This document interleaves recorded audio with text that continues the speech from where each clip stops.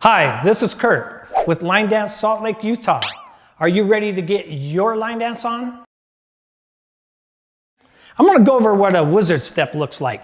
It kind of gets confused with a shuffle step or a lock step, but there is a difference. So I'm going to turn around and show you what that looks like.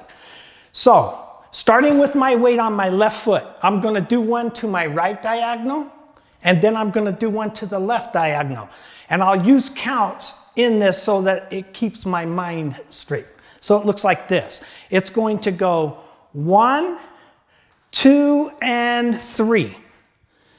Okay? So if I do that, on the wizard step, it's going to be forward diagonal, behind, step, step.